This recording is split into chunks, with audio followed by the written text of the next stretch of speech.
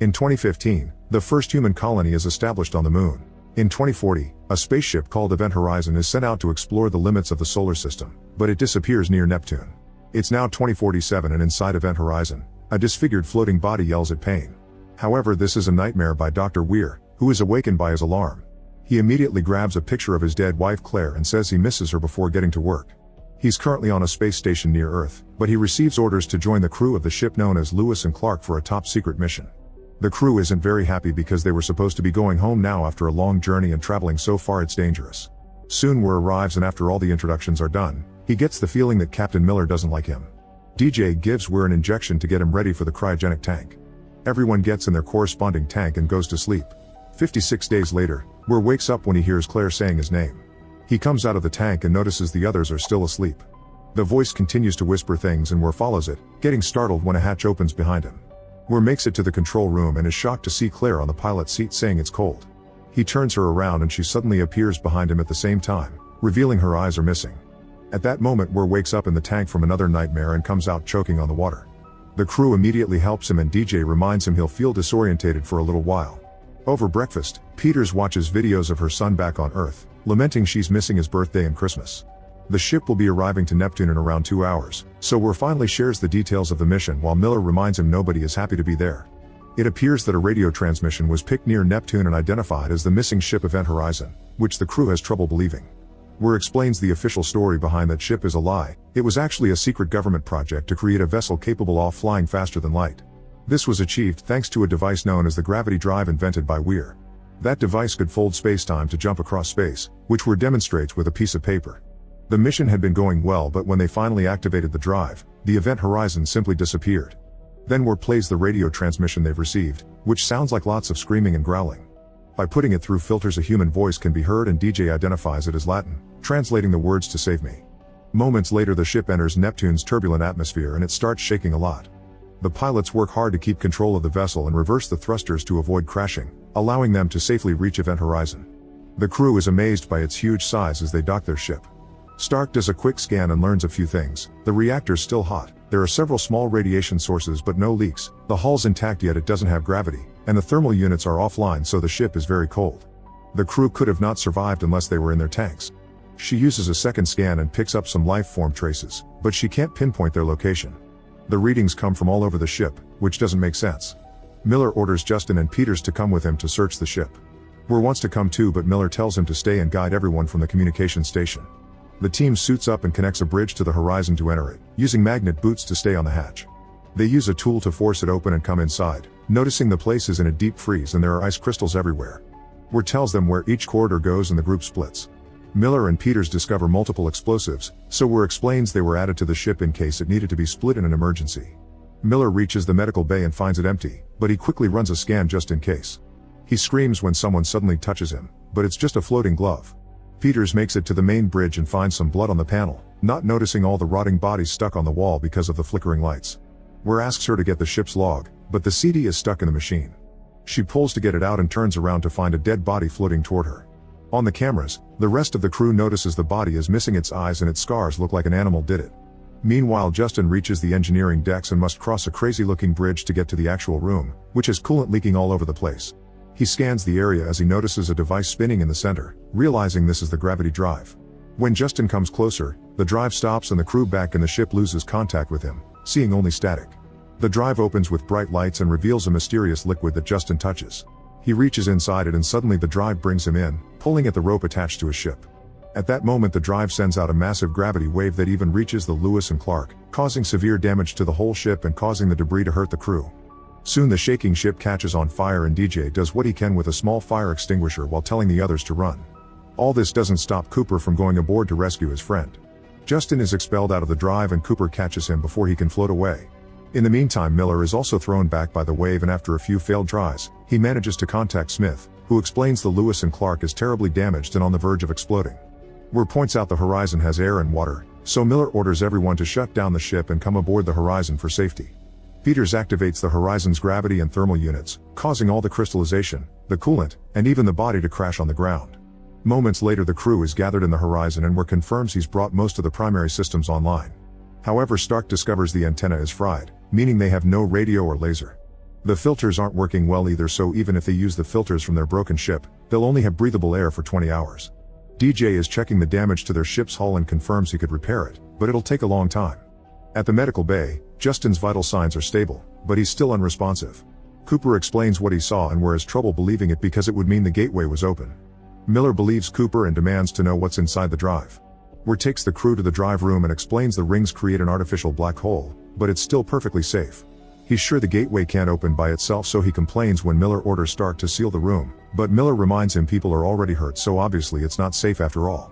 At the medical bay, Peters is looking through the Horizon's logs when suddenly she hears a weird noise behind her. She grabs a knife and approaches a tent on top of a table, where she's shocked to discover her son with heavily wounded legs. Peters cries before she's startled by DJ, and when she looks back, the table is empty. Afterward, Peters plays the last entry in the Horizon's logs. The crew appeared to be well, but when they turned on the drive, the image became distorted. At that moment the power goes out in the Horizon and DJ discovers it's a power drain. Weir and Miller run to the drive and Weir opens a hatch to check the inner parts. At the medical bay, Justin's body starts shaking and DJ runs to check on him, only to be grabbed by Justin, who says the dark is coming before collapsing. Back to Weir, he starts working inside the drive when suddenly he hears Claire's voice again and the lights start pulsing. As Weir panics, Claire appears in front of him and says forever before disappearing, and the lights start working normally. In the drive room, Miller sees a fire on the liquid around the rings from which a burning body starts arising. Moments later, the crew gathers again and DJ points out the bad air may be causing hallucinations and impairing judgment.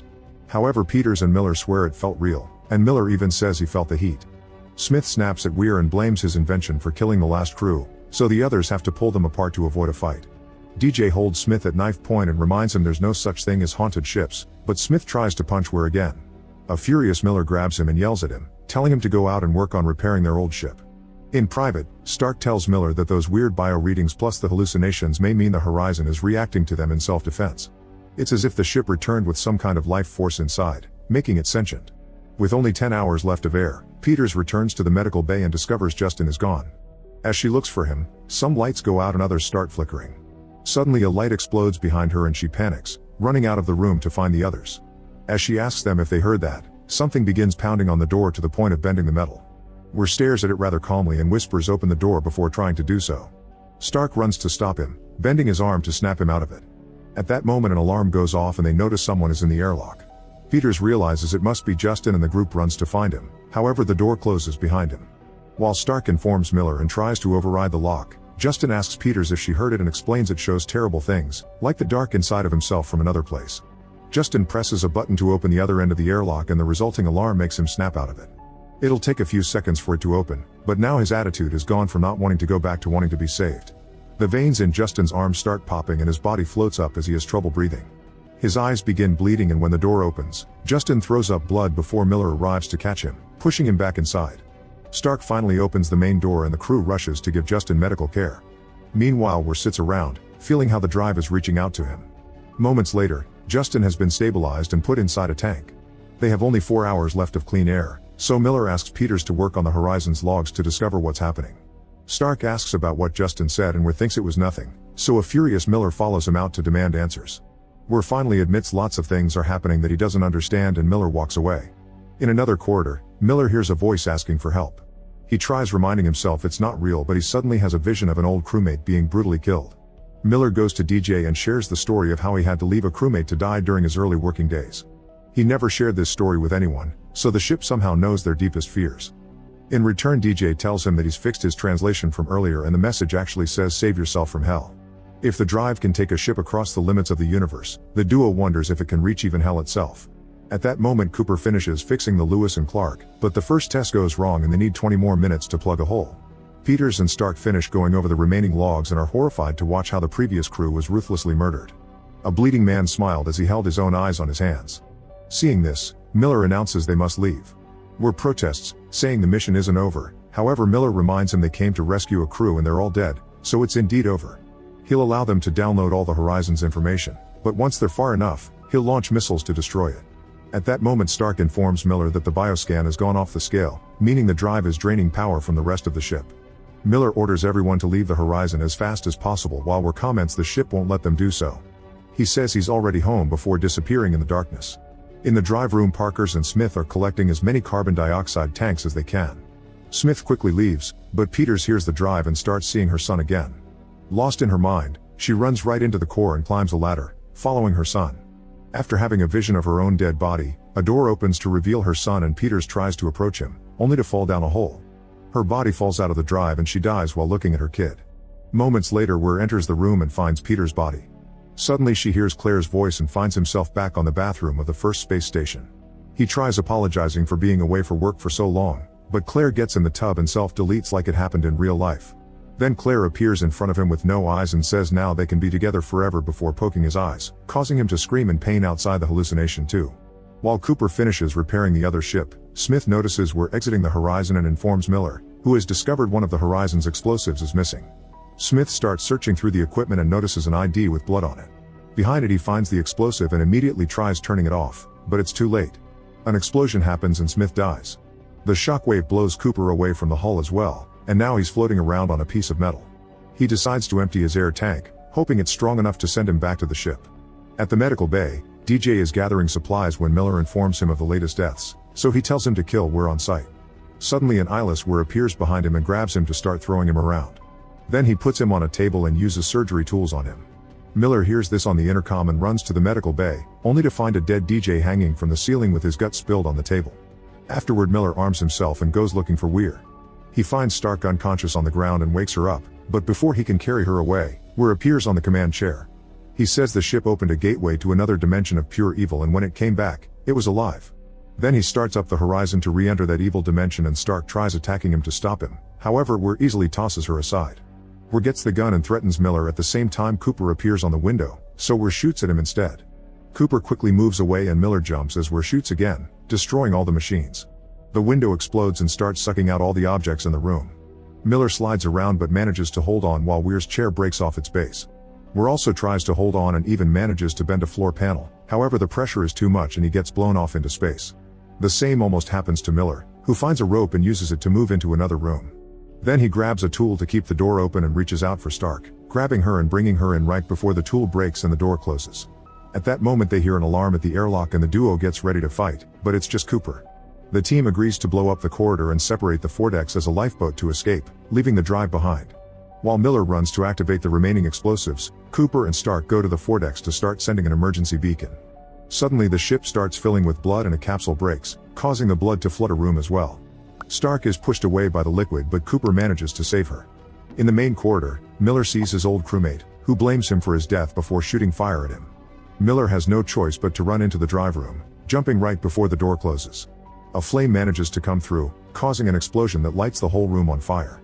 The fiery man suddenly appears inside and pushes Miller, causing him to drop the detonator before revealing he's not the old crewmate. He's actually a very scarred Weir who claims the shot brought him back.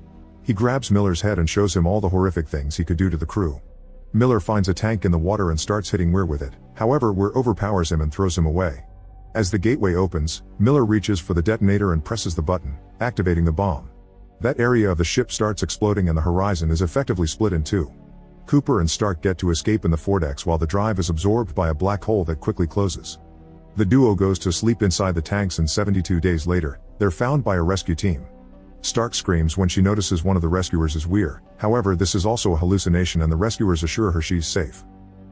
Make sure to subscribe and turn on notifications so you can watch more videos like this. Thanks for watching.